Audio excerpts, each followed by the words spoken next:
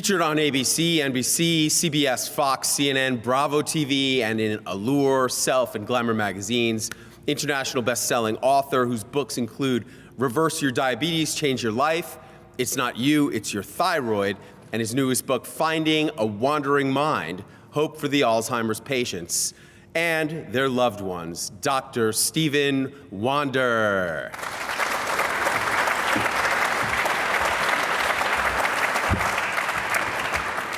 Raise your hand if you have kids. Good, I have 4. My youngest is my only daughter. Whenever I go on a speaking tour, seminar like this on TV, the first thing she says when I get back home is, "Daddy." She tilts her head, bats her blue eyes, and says, "What'd you bring?" Well, this trip, I'm bringing a shout out from 100 of the most awesome people that were here this weekend. So on the count of 3, what I want you to do is say, "Sophia, you're awesome, and your dad is the best." 1, 2, 1, 2, 3. Sophia, you're awesome, and your dad is the best. Thank you. My name is Dr. Stephen Wander, not like Wander around the block, not like Stevie Wonder. I won't be busting out superstition or anything like that.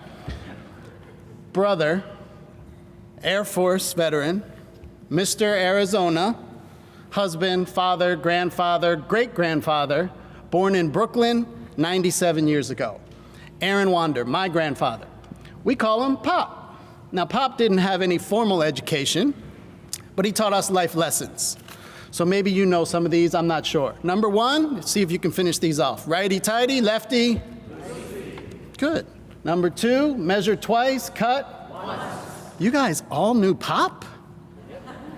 Number 3, if you're gonna be stupid, you better be, oh, you don't know Pop, tough.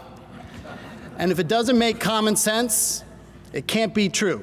Now, being from Brooklyn, some of these life lessons came with 3 and 4 and 6-letter words that you probably shouldn't say in public, but Pop didn't care. Matter of fact, the first time I spoke at Harvard Club, he said, I mean, I've never been up there, but I guess the standards are getting a little low. They'll let anybody in there now. And it was that life lesson that I saw my grandmother be in the pill for an ill model and die from diabetes and thyroid issues. No pills helped her, insulin, dialysis, amputation, until finally her very too soon death. Now, Pop's health is good. Remember, he's Mr. Arizona. He used to joke in his Brooklyn accent, who sounds a lot like George Ross, actually. He said, "Stevie, you eat like a Boyd, a vulture." And then he used to laugh at the joke. And he said this joke every single time we saw Pop. But 4 years ago, Pop wasn't Pop. No more jokes. You look into his blue eyes, and nothing looked back.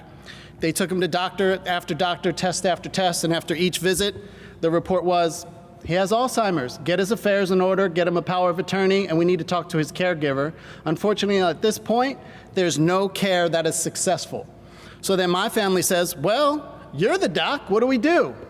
So I'm not from Missouri, but you're gonna have to show me that there's no treatment that's available. So I did some research, and what I found out that there is a treatment for Alzheimer's and cognitive decline which will reverse it 92% of the time. 2,300 people and counting have been through this protocol since 2014. That 160 million of us are going to be diagnosed with Alzheimer's by the year 2050. That the last approved drug by the FDA was in 2003, and its results are minimal at best and harm certain patients. Now, let's put in perspective 2003. A lot of you guys had kids, maybe grandkids. Think of how old your kids and grandkids are now, and think back in 2003. For those of you who don't have them, Arnold was governor. Average cost of gallon of gas was $1.83, and iTunes just debuted.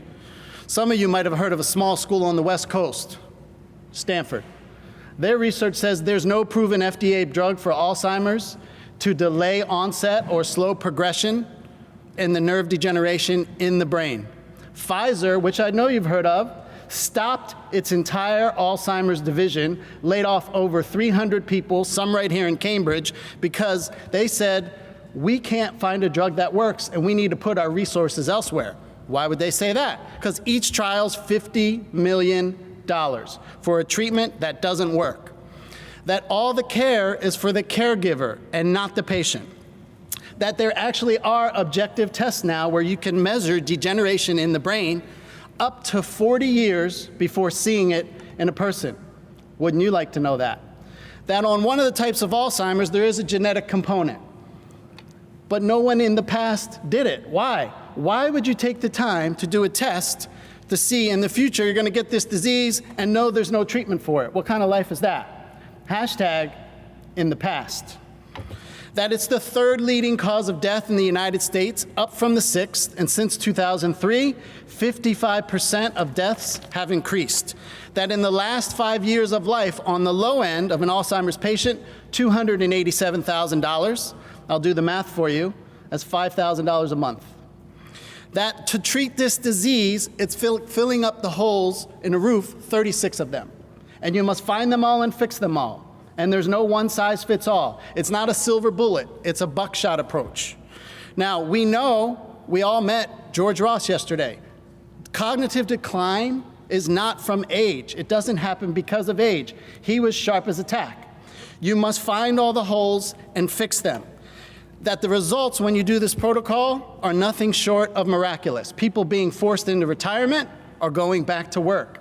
They're starting to remember their kids' names, their kids' faces, their grandkids' faces and names. That these patients can be treated through telemedicine.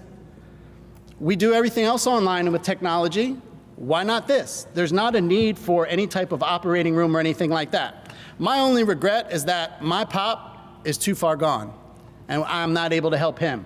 And I wasn't able to help my grandmother years ago because I was too young. So I've dedicated my entire professional life to make sure that you and your parents and your grandparents don't suffer from this disease.